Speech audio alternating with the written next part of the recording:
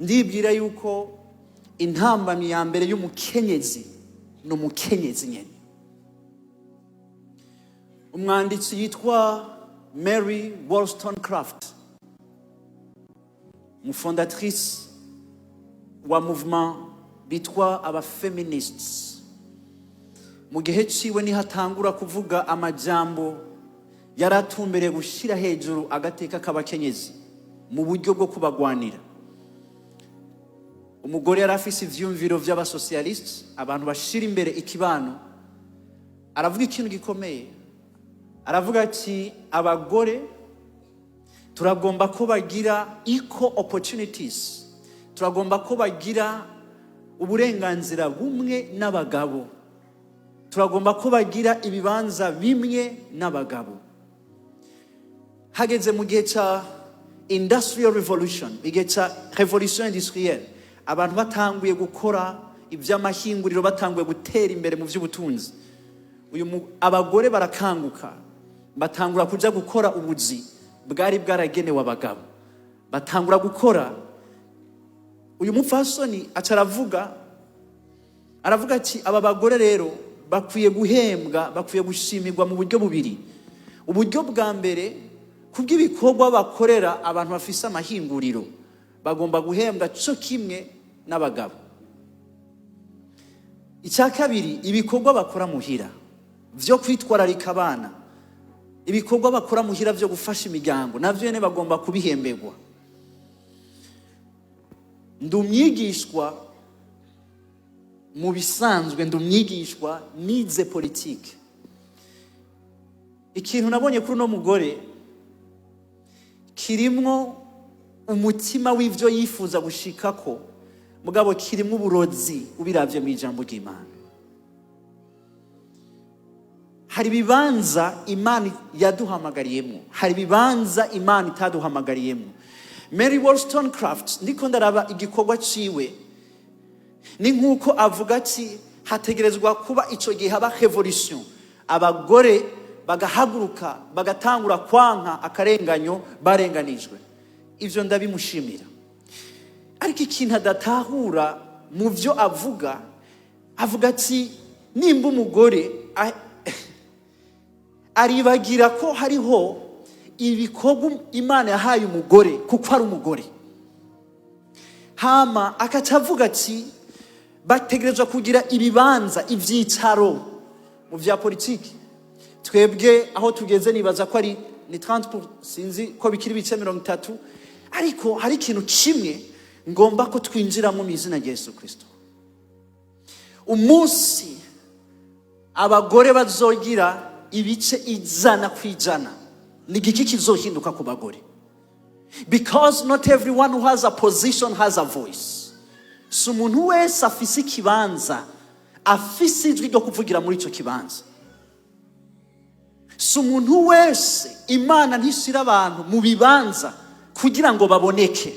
Imana ibasira mu bibanza birebire kugira bumvikane. Ndafise ubwoba ko turi muri generation ivuga ikibanza ikakibwira abantu batagifise ico bazovugira muri ico kibanza. Ariko kuri no mugoroba ahantu Imana igomba ituzane, na ahantu Imana itwereka the distinctive marks, itwereka ivyo bintu Imana yasize mu mugore. Par exemple, nk'iyo turiko turavuga inda, abantu bagarukira ku mwana bafise. Ntibamenye what we call the duality of the word, ntibamenye uburyo bubiri Imana yaremye ikintu cyose. Nimba ufise amaso ayatubona, Imana yarasubiye kurema amaso tutabona. Nimba hari inda ivyara umwana, hari yindi nda tutabona. Turiko turarera abana bacu, tubategurira kubana n'abagabo, turabategura tukabigisha mu byo numvise n'abantu biteguye kubana n'abantu, muga tutigeze tubigisha ingene babana n'Imana. Kuko ico twokora cyose, reka ndababwira ikintu kimwe, nta ngomba mvuga amajambo amwe aza gukomeretsa mugabo yandi aza kubaka mu izina rya Yesu Kristo. Mugabo inyuma ya byose turaza kubikunda mu izina rya Yesu Kristo. Nta garanti mfise yuko umugore afata neza umugabo bizotuma uwo mugabo aguma mu rugo akaba umuntu mwiza. Nta garanti mfise. Suko ibintu byose bibi byabaye byavuye ku bagore babi. Mugabe ikibazo ni iyo ibintu byanse aho byategerezwa gukunda ni giki kindi Imana yaduhaye. Aho niho nje kuvuga mu izina rya Yesu Kristo. Aho niho nje kuvuga mu izina rya Yesu Kristo. Yobu haragera igihe Yobu ijambo ry'Imana rivuga ngo naho amatanguriro yanje, set me on the screen with the verses. Naho itangura ryawe ryari ritoyi, naho itangura ryawe, naho twakubonye utanguye tukabibona ari bito, Bibiliya ivuga ngo ariko amaherezo yawe wo kunguka cyane. Ahandi bavuga ngo amaherezo yawe uzogwira cyane. Hari ikintu ngomba kubereka kuri no murongo naho mutariko murabibona. Muri Bibiliya yitwa NLT havuga ngo though your beginning was small, naho itangiro ryawe ryari rito, muri NLT bavuga ngo your end should be great. Iherezo ryawe ryategerezwa kuba irikomeye. Ngomba mvuge context Yobu yariko aravugiramo. Uyu muntu naho rino jambo dukunda kurivuga ni jambo ryavuzwe n'umwansi wa Yobu, no ariko ararega Yobu amubwira ati intango yawe turayizi, mugabo ikitubabaje nuko iherezo ryawe na intango yawe yari ntoyi ntuvyitwaze, ariko iherezo ryawe raba ingene ringana. Uyu muntu abonye Yobu yibajije yuko ivyayo bigomba birangire kuko agwaye kubera ivyago vyari vyamubayeko. Ataravuga ati your end should be great. Ntusubire kutubesha. Hari ikintu wakoreye Imana. Murazi ko Yobu baguma bamwagiriza ko ari icyaha yakoreye Imana. Iri jambo riri muri context y'umuntu yari ko aragiriza Yobu. Naho intango yawe naco tubivuge ko yari ntu, mugatwategerezwa kubona iherezo rikomeye. Ino situation irashobora kuba iyo umuntu wari we wese ngaha. Intango yawe, intango mu giheburayo, beginnings are foundations. Intango ni fondation, n'umushinge. Ijambo ryitwa Mossad mu Kigiriki, foundations. Iyo turiko turavuga fondation, turiko turavuga ama principe. So abantu ntibubaka ku mugabo n'umugore, abantu bubaka kuri principe z'umuremyi. We cannot, ntidushobora gutangurana n'icyaremwe dusinzi wa kiremwe. Ibibazo byinshi dufise, tugenda mu rugo twiteze icyaremwe tutiteze umuremyi. Ariko ngoma ndababwire, naho twoba dufise amavuta y'Imana, naho Imana yabahaye ingabire nyinshi cyane, Bibiliya ivuga ngo mufise ubwo butunzi mu nzavya z'ibumba. Hariho febrility, hari intege nke muri uyo mubiri. Izo ntege nke sizo twubakako, izo ntege nke sizo turondera.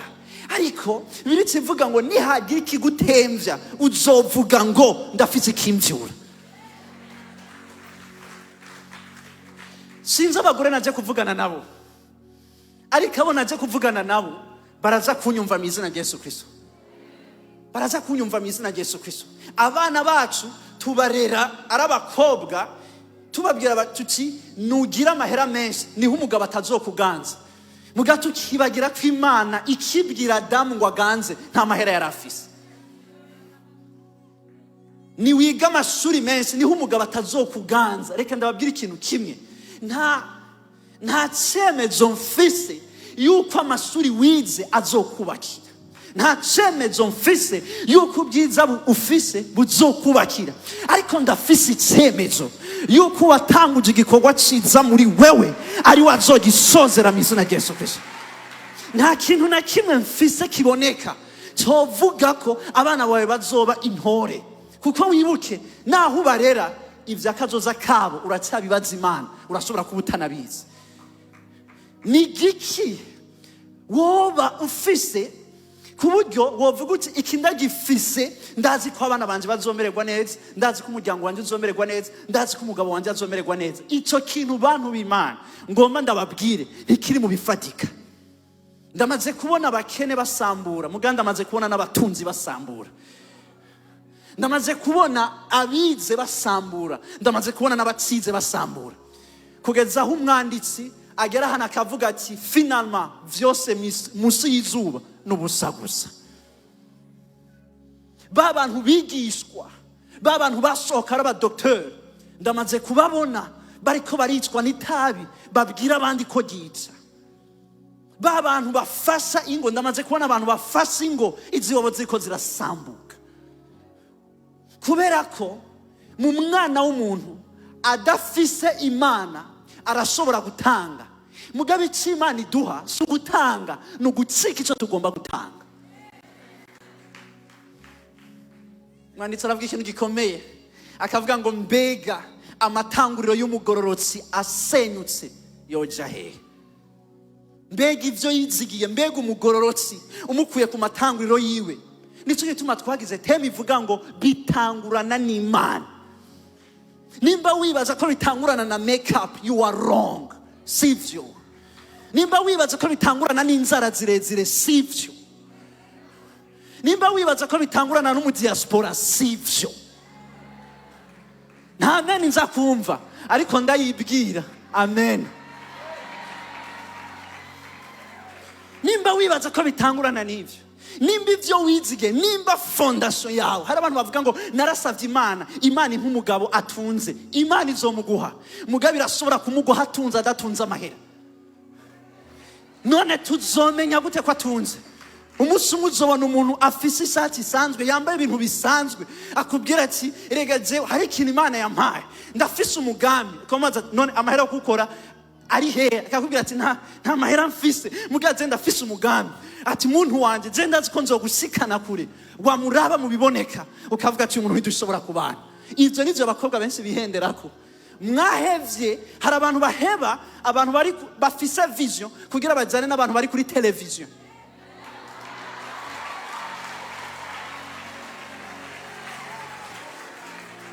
Nababwiye swat none ko ataco mungira, ndafuma nca mu madirisha ndengane mw'izina rya Yesu Kristo.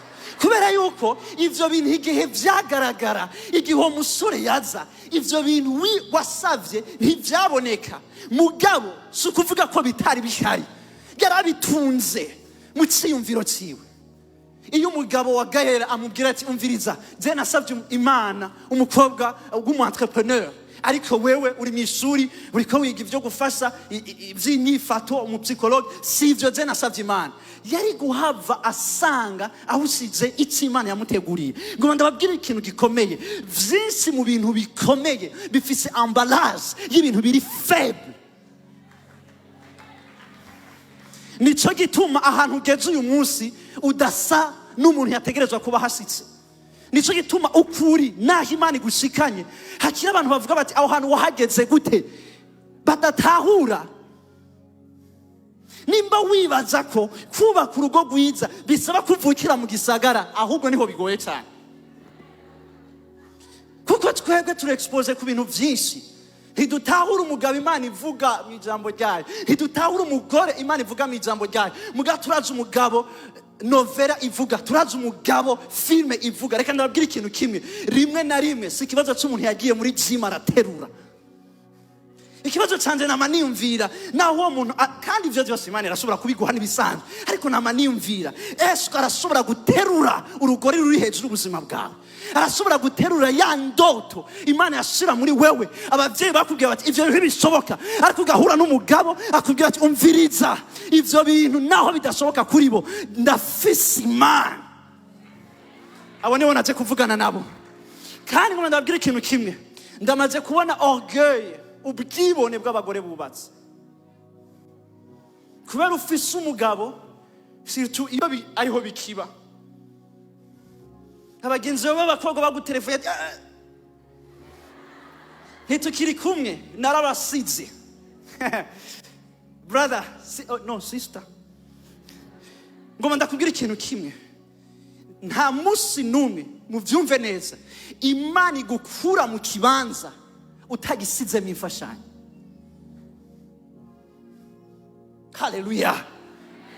Ndamaze kubona buno bwibone aho usanga umuntu usigaye umwita. Reka ndabwira ikintu kimwe, ikibazo dufise vyaba mu vyingo nuko umuntu yiyumviriye umugore yiyumvira directement urugo mugabe Imana irafise umugore adafatanye n'urugo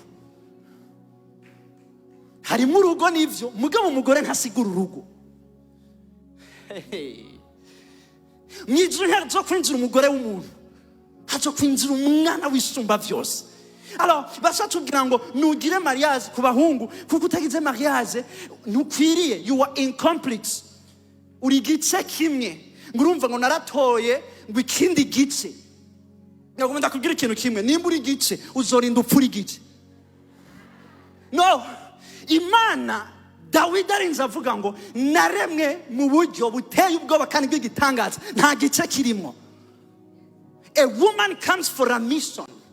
Suko ataco wari ushoboye Imana yakuzaniye umugore. Suko ataco wari ushoboye Imana yakuzaniye umugabo.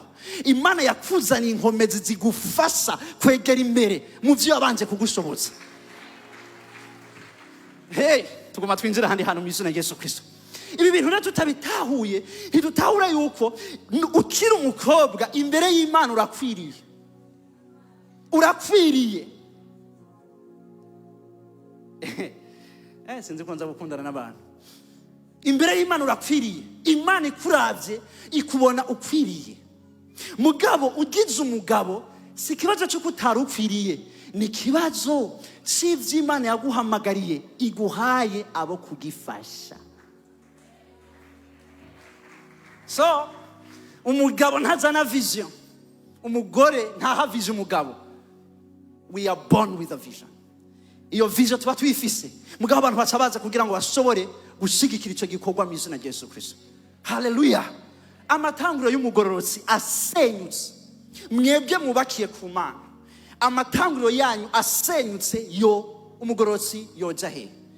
Murabe uyu muntu Dawidi ariko aravuga no majambo aravuga ati none umugororotsi amatanguro mu yatahure nka principe vyangenderwako nimba mu rugo ntashobora guhagarara kuri principe isanzwe ivuga ngo ni waba ushaka kuba mukuru nukorere abandi. Ibi nivyo abagabo dufise mw'ingorane dutahura yuko umutwe utegerezwa gutanga amategeko.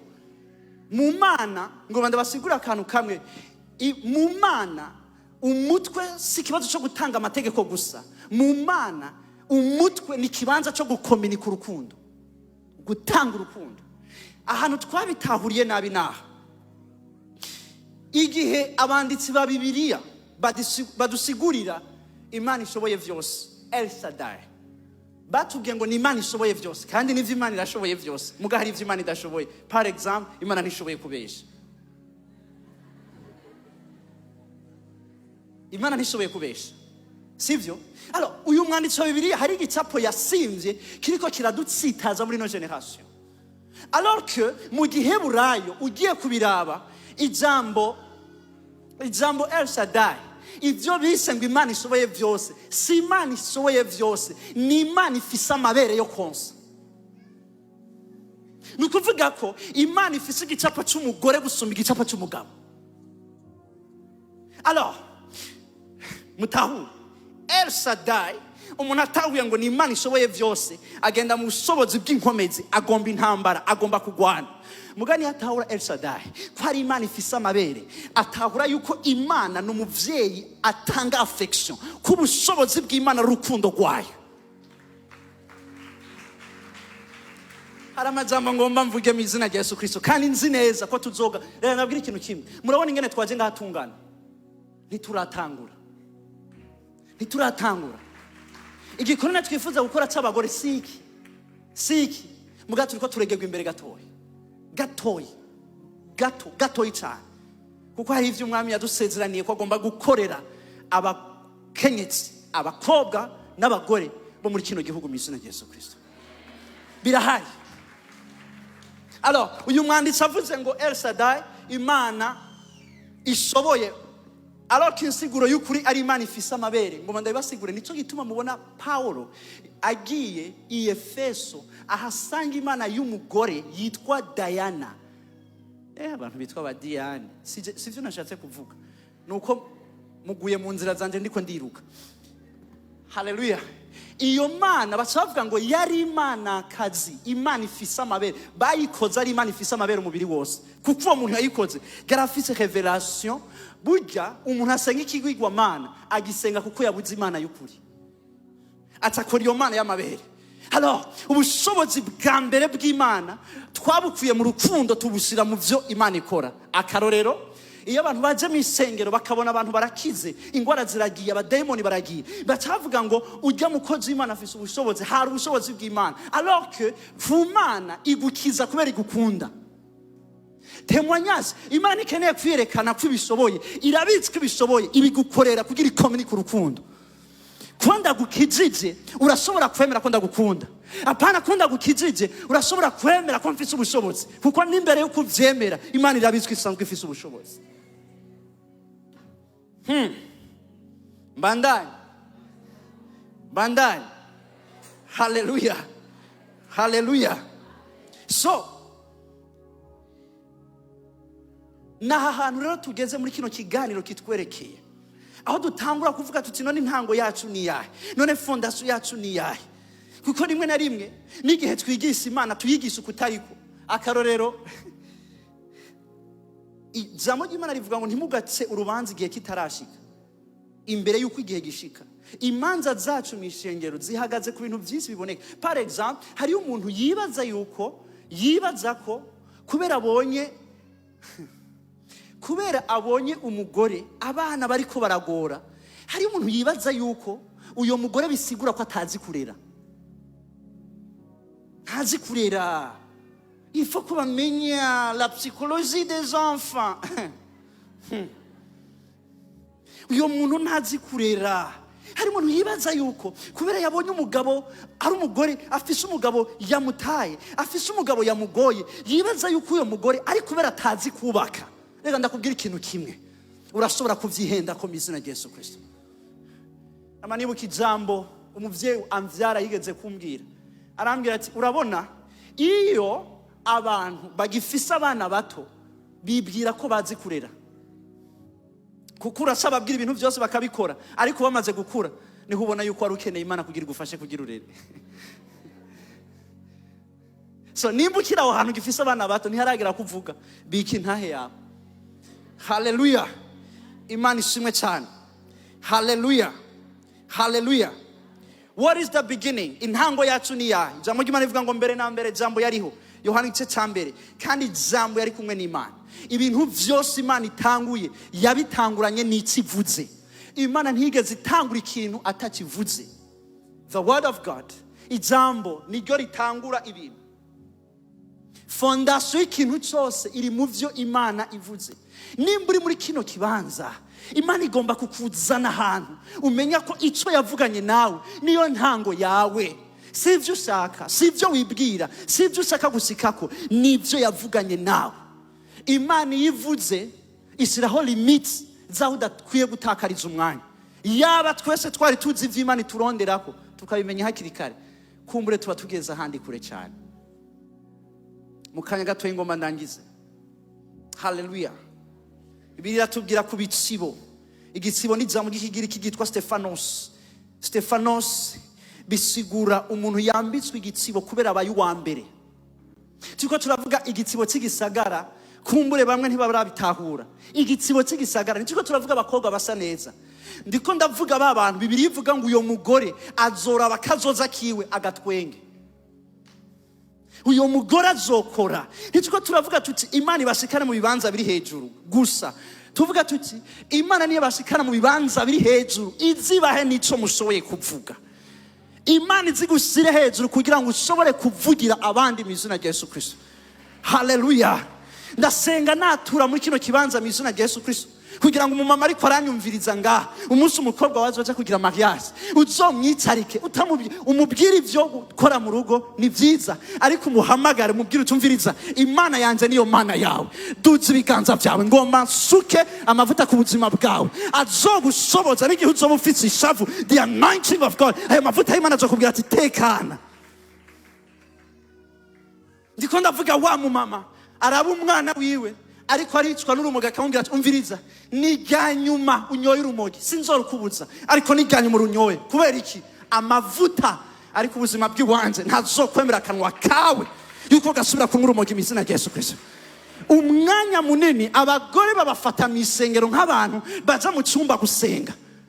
N'Imana ihagurukije umugore agenda kurondera abagore bagenzi we, ariko mumenye birashoboka ko ari Imana yaguhamagariye. Muga hari abantu muri mwebwe ijwi ryanyu ritatumwe ku bagore gusa n'abagabo barimo mu izina rya Yesu Kristo. Haleluya. Kandi avugana n'uyu mugore ashobora gushika ahantu Imana yamuhaye ubuntu bwo gutahura Imana iri, akabwira umugabo we tumviriza mu myaka 2 igomba ize business yawe izoba imeze uku izoba imaze kurenga imipaka y'u Burundi mu izina rya Yesu Kristo. Hari umuntu azokurondera yitwa uku ntibisaba kuba umuvugishwa, bisaba kuba wa mugore azi icumba ciwe, azi ubwihisho bwiwe, azi gufukama agasenga. Turi muri generation igomba ibitangaza mu miryango badashobora gufata iminota 10 yo gusenga Imana.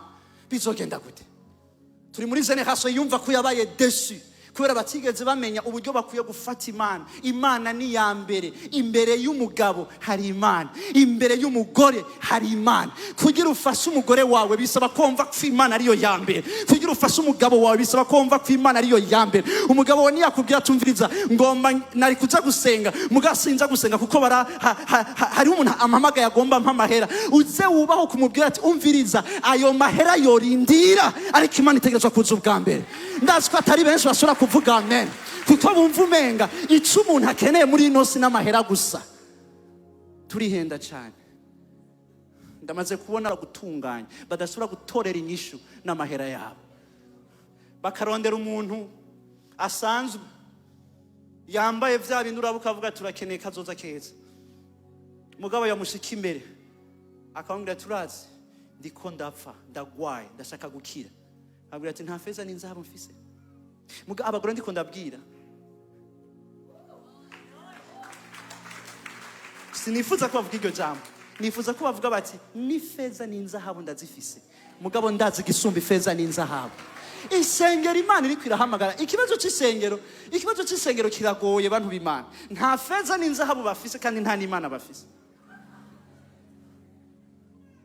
Kandi nabwira ikintu kimwe, Imana iri kwirahagurutsa abantu badatekaniwe kubera ivyo bafise possession, batekaniwe kuko batahura ico bari imbere y'Imana. Niho umwanditsi avuga ati nasize uhoraho iminsi yose imbere yanjye, ko ari imbere yanjye sinzonyiganyiga. Nuko umugabo yavyutse avuga nabi, arashobora kuvuga nabi, mugana vyakira nkavuga ati uyu si umugabane wanje mu izina rya Yesu Kristo. Kaca winjira mu cyumba ukavuga kuko reka ndababwira ikintu kimwe, twese tudasenze, twese atanumwe avuyemo, if tudafashijwe n'Imana nta numwe yoshobora kubaka urugo. Ngomba kubabwira yuko kubaka ministere vyoroshe gusumba kubaka urugo, kuko mwebwe duhura 2 mu ndwi.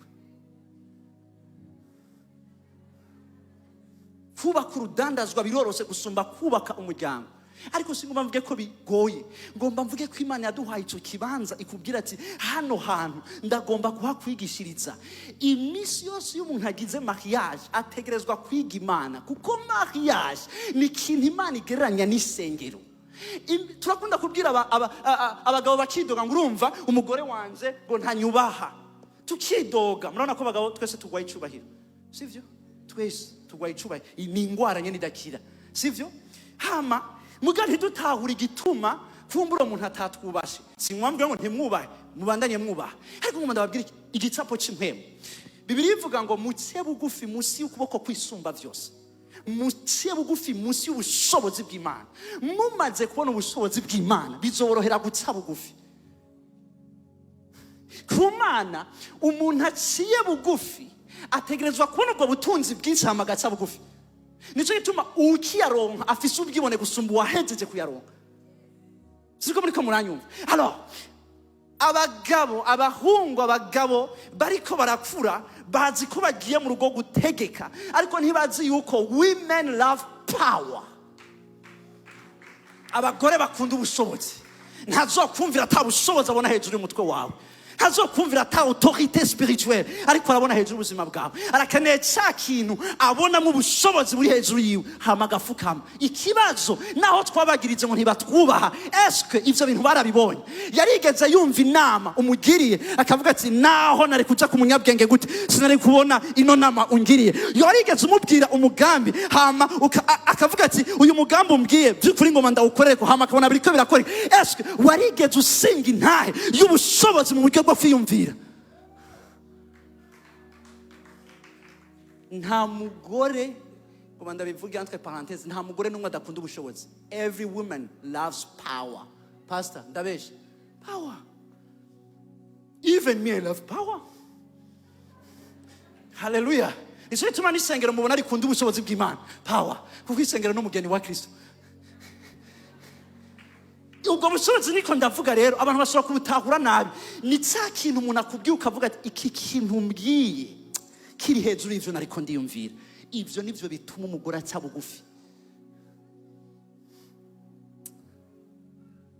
kamfashe umuhungu n'umukobwa ari ngaha avuga ati acandika ko queen and king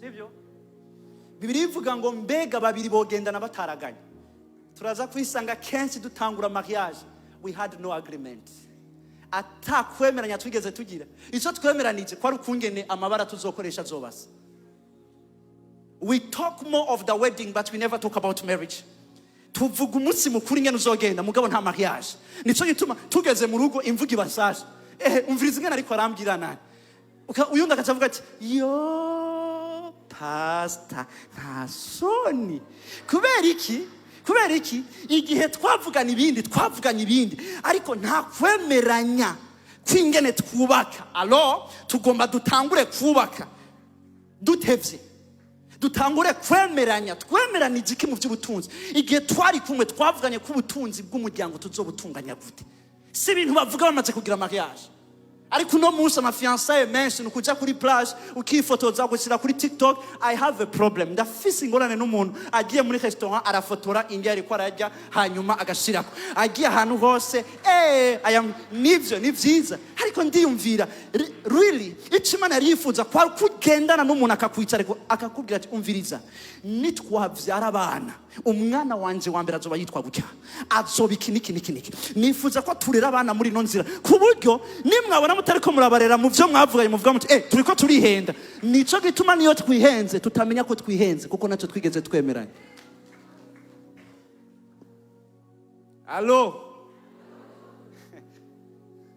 twigera tumenya iyo twarenza karimbi nitwigira kuko nitwigeze duca karimbi ariko Imana idufashe kuri no mugoroba mu izina rya Yesu Kristo hari abagore Imana igomba isuke ku ikintu kidashobora gusobanurwa n'igihugu urimo hari abagore Imana igomba isuke ku ikintu banumvise kuri umurundi kazi batazokwemera kuri umurundi kazi kuko bavuga bati no uburundi turabuzi leta y'Uburundi turayizi ingene babayeho turabizi amastatistike turayazi bigenda gute nimba badatahura ingene bigende nibagende babaza Isaka vyagenze gute ngoma kuvuga ikintu kimwe mu bihe vyanyuma igituma Imana igomba guhagurutsa abagore no kugira ngo ishobore gucisha bugufi ishengero imisi yose y'abantu bishize hejuru Imana ivugira mu kanwa k'abana Jambo ry'Imana riranyemerera yuko ivyiza bikivi Nazareti baravuga bati mbega Nazareti hari umucunguzi yovayo pourtant Yesu niho yavuye mbega kumusaga hari umukobwa murabizi ko abakobwa bavuga ati uva he hari umuntu asura kwa umukobwa kubera yumvise yava uva kumusaga kujya kabiri kujya gatatu kugise mu gikoto you understand uva mu kanyoza kujya mbere kujya kabiri mu busoro ni huva hamwe avuga ati Imana nari nasenze mugabo subira umbwire neza atacika Yohana akavuga ati ni wewe canke twiteguye undi you understand yandabwira ikintu kimwe sinsa niyomva ruzosa niyuva ahuva si kumusaga ahuva si mu rujya mujya ahuva si mu benengwe wavuye ku Mana aho nihuva nihagira umuntu asaka kukumenya agenda bazimana mu izina rya Yesu Kristo nihagira umuntu avuga ati ngoma ndakumenye ntusubire kuja kubaza abantu ngurumva ngo tumaze igihe turi kumwe ngo nagoma ngo ndakubaze ngo I want to know you ndagomba kukumenya. Oh, Imana ikwirahagurutsa generation itigera ibaza ngo ndagomba kukumenya. Akubwira ati ntumbwire ikintu na kimwe. My God will tell me. Imana yanje izombwira. Imana irakunze gusuma nuko wize. Mu byo uza kumbwira kuri hari ivyo utari. Murabizi yuko abantu bakiko bararesanya habakirimwe vya bintu byo kwimpressiona, byo kuzana umuduga watiye, igitoro kigomba gihere, ata muntu numwe abizi. You understand? Hama kugira umwereka ati je ngo buzima mbayemo. No, I don't want to impress. I want to impart. Ntusubire kurondera kwimpressiona. Umuntu wawe wukuri uzobona ko azogutora nk'inzahabu bakuye mu vyondo. Ni bake bonamenya ko ari inzahabu mugakubera bayikuye mu vyondo bacavuga ati ivyo vyondo n'umuryango uvamwe. Arigeze kuba fise abantu bagomba kugira mariage umuryango uri kuri yo pose. Ndababaza ni kubera iki uyu mukobwa mutamushaka mu muryango? Akori ni giki kibi akora? Baravuga bati uyu mukobwa igituma tutamukeneye mu muryango turafise ikibazo na mama wiwe. Mama wiwe n'umuntu atabana neza n'abantu umuryango wumeze gutya. Imvi bashavuga ngo kandi igituma tutamushaka ni kubera n'umukobwa w'imfuvyi. Reka ndabwira ikintu kimwe, hari abantu ubahagarikanye hamwe na Satani, utomenya Satani utomenya umuntu. Timvira mu bintu tugomba duhora uwo mukobwa contribution afise mu kugira ngo abimfuvyi niya contribution afise mu kugira mama waba yitwara uko yitwara niyahe yakoze iki kugira merite ivyo bintu yakoze iki kandi abona abantu biyita ko baja mu isengero basenga bafukama bakivuga bati ndafise umukozi w'Imana muratumara amazi ukiyumvira ni gute ushobora kwiyumvira ivyo vyumvira ndahamagara umukobwa ndamubwira turazi ikintu kimwe mu bintu byose bambwiye nasanze bambwiye amakarite y'ukunge nuzo umugore mwiza kubera uri imfuvyi Imana yaraguhaye affection urazi ico umwana abura kubera adafise abavyeyi uzogitanga kandi ugitange mu bwinshi mu izina rya Yesu Kristo warakomerekezwe n'ingene abavyeyi bakureze bitwaye uzomenya yuko inyifato mbi y'umuvyeyi ishobora kwafekta abavyeyi cyangwa ati bibaje ko ariko bambira ibintu bikudisqualifia ariko nahasanze ibintu bigukalifia gusa haleluya muzirikani hamagagwa ryanyu bene data mumenye ko abahamagawe benshi atari abanyabwenge atari abanyacubahiro Imana yahamagaye ibipfu byo muri nosi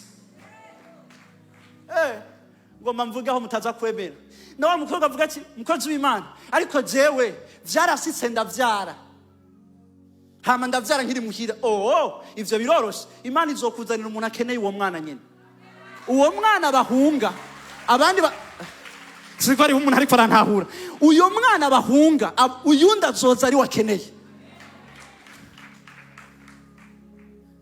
ku munsi tugenda turatandukana n'igicapo dufise c'ico mariage vy'ukuri iri birivuga ngo nkuko Kristo ari umutwe w'ishengero reka ndababaza ikibazo kimwe biramaze kubashikira kuza gusenga mwumva mudashaka gusenga ukavuga ati reka ngende mugabo no munsi kweri sindi muri mood ni benshi niko bavuga sindi muri mood pourtant ugeze mu rugo ushaka mood hari ibintu twiyexersa bitari muri twebwe Imana ishobora kukwigisha kuvuga neza bitari muri wewe simpa kuvyumva bikorotse ni exercice birivuga ngo kwimenyereza ivy'umubiri bigira ikimazi kuri bike ariko kwimenyereza ivy'impwemu bigira ikimazi kuri vyose mu izina rya Yesu Kristo hari ibintu tumenya kubera turiko turi exersa wakuriye ahantu unavuze ngo ugomba uvuge bashaka ati uratanguye wakuriye ahantu ukivuga gusa bacavuga ati no noise in the house no noise in the house ntidushaka induru ngaha hanyuma ukacugera ahantu ugenda kubaka urugo umugabo akeneye ijambo uvuga uvyumvira kwiki umuryango ntiwigeze uguha akaryo ko kuvuga ni gute uzokwiga gutangura kuvugira imbere y'umugabo abagore baca batwara muri counseling fise umugore atanyubaha fise umugore agoye kubana ntagoye kubana wakiri umuntu akomeretse ushaka kubana nawe kandi agikomeretse banza uvure jambo ry'Imana rivuga ngo mbega nta muti uri Giliyadi nta muti nta muvuzi ahari igiliyadi mubwira uti ivyo umuryango utakwigishije Imana izobiguha ubupfuvyi wari ufise mu muryango Imana izokubera papa, Imana izokubera mama. Vyinshi mu vyo ducira imanza abandi bantu ni ibintu Imana iba yaduhaye igikorwa cyo gutransforma. Cyo gituma igihe wagira mariage abantu baguhaye umuryango waguhaye umuhungu wareze neza, mugabo ntashobora kuba umugabo mwiza kubera ari umuhungu mwiza, kuko umuhungu mwiza ni relation yiwe n'umuvyeyi wiwe ageze imbere y'umugore. Kugeza n'ubu hari abantu batarava muhira, hari abantu batarava muhira, bamaze imyaka 3 bubatse batarava muhira, 4 bubatse batarava muhira. Kubera iki? Igihe Rakeli agenda yagiye atwaye imana zase, agenda kurikira Yakobo. Muratahura igituma atashobora kuvyara. Sigihe Imana yamuhaye ntigeze ava muhira, za mana zase yarazitwaye. Hari abantu kugeza n'ubu batarava muhira, aracavuga ngo urazi ngo jengo papa na mama ingene bamfata, nturava muhira. Muhira twebwe ibintu babigenza gutya, nturava muhira. Muhira twebwe kameme je nari umwana ari apresse muhira ni vyiza, mugabo nturava muhira. Ico gituma ijambo ry'Imana rivuga ngo nico gituma azosiga se na nyina, kuko papa wawe na mama wawe igicapu bafise ko gikomeye n'abavyeyi, mugabo ntuzi ingene papa wawe ari umugabo mwiza, ubizi ni mama wawe. Ntuzi ingene mama wawe ari umuvyeyi mwiza, umugore mwiza, ubizi ni papa wawe. So uba wibaza yuko ugiye mu yundi muryango, ugiye kubananya bwa buzima bw'umuryango, Imana ikubwira tugiye gutangura ubuzima bw'umuryango. Benshi ntibarava muhira, tuca dutsitara ku munsi tukagira ibikomere vyisubiriza, bikanka ko dusubira kuvuga amajambo meza tuyabwira abagabo bacu, tuyabwira abana bacu, bikanka ko dusubira kuvuga amajambo meza kubera twumva twakomeretse cyane, kuko twari twiteze ko uyo muntu tugiye kubana azotubera umuti wa vyose. Nico gituma mvuga nti urondera umuti utaragira mariage, hama winjire muri mariage warakize, hama witega Imana muri mariage. Gukomereka si karite, gukomereka ni faiblesse. Iyo dukomeretse ntibisubira kugenda neza, turahindura igicapo twabona ku muntu kuko twakomeretse. Umuntu yakomeretse arashobora kukubwira ati nabonye umuntu yandavye, numvise umenga ariko amvuga nabi, suko ariko amuvuga nabi, yarakomeretse. So when you are wounded you have a sight. Iyo wakomeretse urafise ivyo ubona abandi batabona. Suko bakuvuze n'ubwoba, ni bya bintu umuntu ashobora kuba yakomeretse hana akaba yambaye neza, waza kumuyambira ugomba ufyonde igikomera atavyuzi, ugasanga ariko aragusunika. Ngo no muntu ntiyakira urukundo nani? Kubera yuko iyo dukomeretse hari ivyo tubona, hari ivyo n'ivyo tudasubira kubona, kandi niyo dukize hari ivyo tubona, hari n'ivyo tudasubira kubona. Cha twisanga turi aho hantu. Abagore bacu babaho bavuga bati none gamana ibintu twajemo nibiki, ibintu bimeze gute? Kuko kumbure bamwe muri twebwe bakuriye ahantu bavuga bati umugabo n'umugore bavugana gute, kuko yabona ati ko papa we wataha saa 5 hamakinjira akaryama akazinduka aja ku kazi, nta kiyago cyari gihari. Kandi kenshi dukunda gusubira mu ivyo twabonye mu muryango. Ngo bambwira umuntu umwe, niyo ndiko ndavuga umuryango, hari umuntu avuga ati bibwirira abo bafise imiryango. Diyo umuryango nawo ukura hehe? Ko nakuriye muri orphelinat, umuryango uri hehe? Sinzi n'itsari cy'umuryango. Bibiri ivuga ngo nahi ntango yawe yari nto, iherezo ryawe rizoba rikomeye. Nama mvuga ati nimba akuriye muri SOS, uzucika umumama, uzucika umugore mwiza, mugabo ntuzuheze buno buzima udatunza abana, kuko nawe baragutunza. Imana iguha ubwo buntu mu izina rya Yesu Kristo. Hallelujah. Now, ngoma ndangirize kuri no majambo. Hama dusenga because we need to pray. Hari abantu Imana iri kuragendera muri kino kibanza mu izina rya Yesu Kristo. Hari abantu Imana iri kuragendera mu izina rya Yesu Kristo. I remember, ndibuka yuko kugeza ku myaka 13, 14 nari umuntu atazi kuvuga. I could not speak. Ntazi kuganira n'umuntu ndamuvugisha. So quiet. Abavyeyi bakubonye bambonye bavuga bati turafise umwana atekereza. But they didn't know. Ndaza hano Imana yankuye. Narigeze kuba mbayeho ubuzima nama mvyuka iminsi yose mwijoro nkanguwe n'indoto mbi. That's why I could not speak. Nico gituma ntashobora kuvuga. Uyu munsi yo niravye ndiko ndavuga imbere y'abantu, sindavyita ubushobozi bwanje. ndazi combien de fois nari timide ntashobora kuvuga because I was tormented kandi ivyo ntavyo nshobora kuvuga nta numwe nshobora kubibwira. I know ndazi ahantu Imana yankuye, ahantu navyuka mw'ijoro nkasohoka hanze kandi mfise ubwoba muga nkicara hanze nkavuga mana sinshaka gusubira kuryama kuko ninaryama ndazi ivyo nza kurota. Suno munsi nacitse umukozi w'Imana ntashobora gutahura umuntu ariko araba muri ubwo buzima. I know where God got me.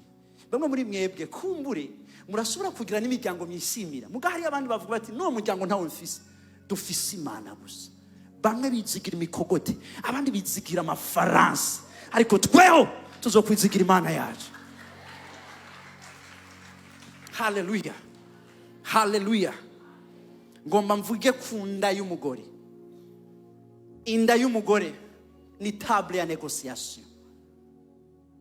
Inda y'umugore ni meza ibera kw'ibiganiro. Abagore benshi bari ngaha bamaze kuvyara barashobora kubimbwira. Kenshi umugore afise inda hariho periode ageramo agatangura kurota umwana yapfuye, agatangura kurota umwana yavutse amugaye, akarota ibintu uvuga ati kubera kuri kurarota ivyo bintu. Urazi gituma? Kubera yuko hariko haraba negotiation au niveau spirituel.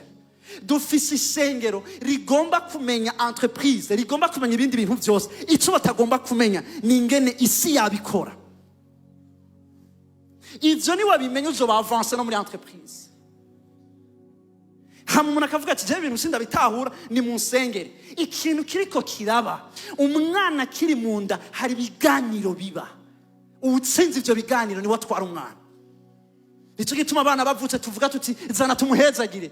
Hari uwundi agomba kuvuga kandi niyavuga nawe nyene bizogenda uko nyene. A womb is a table of negotiations. Na hani impemu zihurira ziriko ziranikana. Ni umwana avuye ku Mana. Imana ihahurira na Satani kuko Imana yo irazi ivyo yaguteguriye. Nico gituma igomba kukumaintaina mu buzima kugira ubone bimwe yaguteguriye. Satani ntaco yaguteguriye, nico gituma agomba kukwica. Sabavugishwa bonyene babona misi impwemu. Naba abantu ntashatse kuvuga amazina barabona. Muvyeyi amvyara yarashinga intahe arambira ati nigisha kuri Notre Dame. Umumama bamwita ngo umuvoyante arabona Esia. Kandi abwira ikintu kimwe, Imana iriko irasuka ubushobozi mw'ishengero. Bwa bundi n'umupfumu abonye umuvugishwa n'Imana avuga ati ibi ntavyo nari mfise, ibi nta handi no bikura.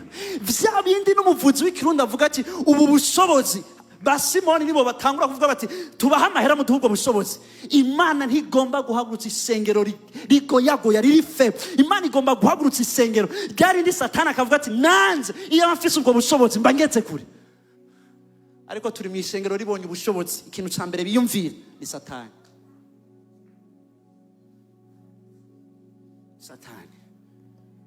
Because we don't know how God works. Ntituzi ingene Imana ikora. Iyo muvuyante aramuraba aramubwira ati umviriza uzotwara inda y'umwana agira gatatu, umwana agira gatatu azomuntu adasanzwe. Inyuma y'ivyo papa w'uyu mwana azofungwa, bizogenda ukunukunuku akaza akora, bizogenda ibintu yamubwiye vyagenze uko nyene. Singoma mvuga ko ndico ndi kwera uwo muntu yabivuze muga wibaze yarashoboye kubibona. Aho ikibazo ngoma mbaze ivyo bintu yabibonye gute? Aho hantu gute yabonye ico kintu? Satani naho atazi exactement ico uzoba, arumva arasanta, arashobora kumva ati uyu mugore azoba ikintu gikomeye kugira sinshobora kumukuramo imbuto Imana yamushizemo kugira ngo ndavyice. Reka ntangure ngora umuryango wiwe, ngora umugabo wiwe, ngora abana biwe, ndamuburabuze nibagira icari ntazongera. Bamwe muri mwebwe intambara mugwana suko mutazi kubaka ingo. You were altered. Muri ku gicaniro cy'Imana itazwe. Kibazo cy'igicaniro uhagazeko. Satani arashobora kubona amavuta ariko arahaguruka akavuga ati no kuyagwanya ntavyo nshobora, mugareka ntume environnement imubwira yuko atacazovamo. Inda, a womb. Murabe itanguro 25 murongo wa 22 bivuga ku mugore yari afise inda. Bibiliya ivuga ngo mu nda yawe hari amahanga abiri. N'iryari dutangura kubona umwana dufise mu nda nk'ihanga. Benshi muvyara abana, benshi tuvyara abana Imana igomba kutangura kubona the nations in the womb. Amahanga ari muri iyo nda. Benshi tuvyara abana bazodufasha iyo dushaje. Benshi tuvyara abana bazokwiga igituma rimwe na rimwe abantu bigisha abana babo suko babakunda cyane no kugira ngo nabone ivyagenda nabi azafise umwana ashobora kumudeplace. Ariko sico abo ndiko ndabwira ntibaje be nabo ntibaje ariko ndiko ndabwira niki n'umuntu azogera ahantu abwira umwana ati umviriza nta kintu na kimufisuma ntashobora kwiga singoma ndakubera umutwara Imana yarampezagiye akira mu vy'Imana yampezagiye. Abavyeyi b'Abanyafrika turakunda business ku buryo twinvestisa no mu bana bacu kuko tuzi inyungu tuzokurayo. Hageze mariage barakubaza ati uyo mugabo akora iki? Ni vyiza ko umugabo agira icyo akora. Uyo muntu akora iki? Bagomba kumva investment yacu ngo umwana twigishije. Hagera ko abantu batanga amadoti akaca avuga ngo urazi ngo amashuri twamurihiye. Ntiwamurihiye kugira abazuya gusubize. No. Igituma wayamurihiye kwari kugira ngo azokore cyakira Imana yavugana nawe ukimutwaye inda. Wa musi umukozi w'Imana kuraba utwaye inda akakubwira ati umviriza uyu mwana azoba ikiniki mu gihugu. Nico kigutuma umuvuga ati ngoma ndamutware kuri BIMS, ngoma ndamutware ku isuri rizimvye cyane. Atari kugira ngo nereke abandi ko nshoboye kukurihira minerval. Mugango ndakwigica ku isuri ryiza salon y'ubuvugishwa salon y'ijambo numvise. Kubera tudafise icyo Imana yatubwiye canke tucibagira ntidushobora guhagurutsa amahanga kuko amahanga hagurutswa n'amajwi. Turera abana cyatugera igihe haba mu gihugu haba mu muryango bitangura kononekara kuko abavyeyi bategezwa kuvyara amahanga bavyaye abana. Abana bategezwa gucika ihanga ntibigeze babwiwe ko ari ihanga. Biri kivuga ngo mu nda yawe hari amahanga abiri. Hari amahanga abiri. Harimo definition y'amahanga.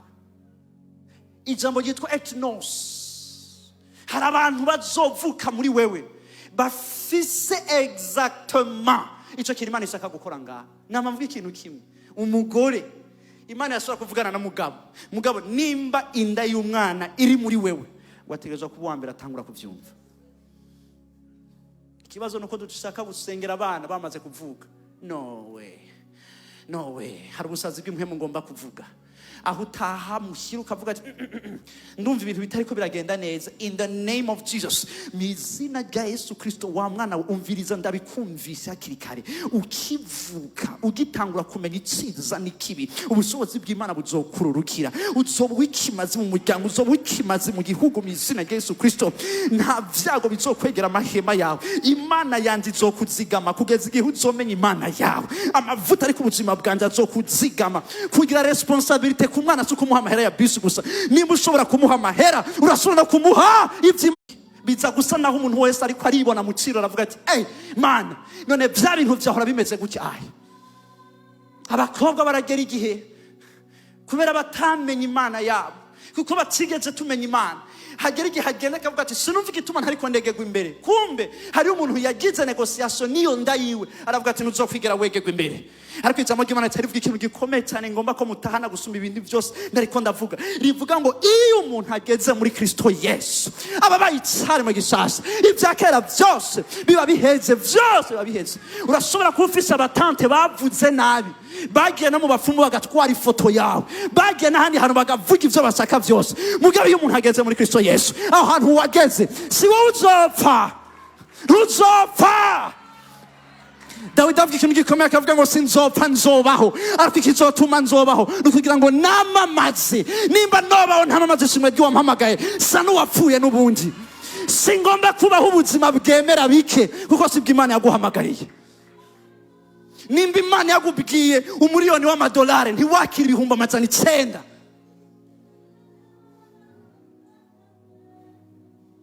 We need a woman.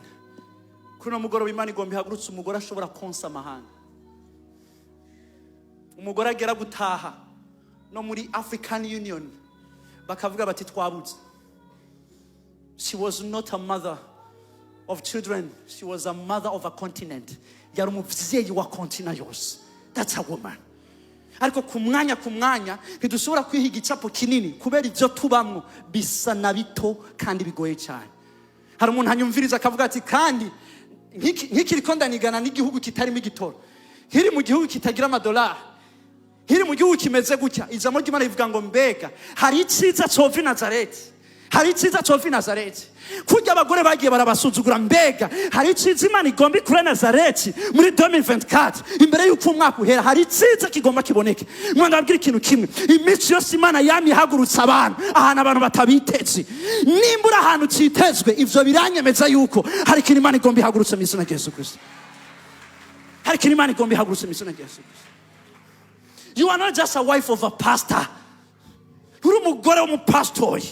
Nawe urafise Imana, nawe urafise amavuta y'Imana. Birababaje kubana n'umuntu asengera abagore adashobora gusengera abagwayi. Kuryamana n'umuntu afise amavuta y'Imana, abari kure yiwe bakayakira. Wewe umutekera ivyo kurya, wewe umugaburira, wewe umwambika impuzu, ntuvyakire. Biragahera mu izina rya Yesu Kristo. Mu kanya gato icyo nsenga niki, muzokumva abantu bari kubarabagaya, kuko abantu batigera bemera icubahiro abagore bafise. They never accept. Barakubona wateye imbere ngo nukubera afise umugabo amushigikiye. Muze murabe ingene amafamiye afata abapfasoni babuze abagabo babo, nta na invitation y'umuryango bakimuha, kuko bibaza ko agaciro k'umugore gahagaze ku muntu bari kumwe. Nico ngomba gusambura, nico ngomba gusambura, kuko muraza mwishuri mukadusumbya amanota, murakora akazi. Nico kintu nankira Mary Wollstonecraft, uyu mugore mu feministe, nico ndamwankira. Singomba kubera iki bavuga ngo reka ngo dusiremo ngo bice kanaka by'abagore. Ntugomba usiremo kubera ndi umugore, siramo kubera ndabishoboye. Ngo nugende upostire ngo kubera uri umugore murafise avantage. Iyo niyo avantage ntashaka kuvuga, kubera ko batemera avantage ya capacité intellectuelle ufise. Bagomba kwama bagushyira mu mugore yateye imbere, mugana n'umugore yafashijwe n'abantu. Amambwira abakobwa nigisha, kababwira ati niwahura n'umuhungu atinya yuko utwara imodoka, kuko hari abantu bafise ikibazo badashobora kugura imodoka bakira abakobwa. Acavuga ngo nta mugabo nzoronka. Uwo mugabo atinya imodoka si uwiwawe, si uwiwawe. Kumbure n'umumekanisi yamaga, I don't know, you understand. Kubera yuko nta kibazo Imana ifise mu gutera imbere n'umukobwa, nta na kimwe. Mugore uri ngaha, ntusubire kumva kumenga igihugu kigufata nk'umugore. Oya, ntibashobore kuguha avantage z'umugore. Kubera ko ugiye mu ishuri ubaye uwa mbere, batavuga ngo yabaye uwa mbere kubera ari umugore. Yafashijwe nani? Hama ikibazo, bimaze iki kuronka opportunity yo kuba umukuru w'igihugu ntashobora gutwara igihugu?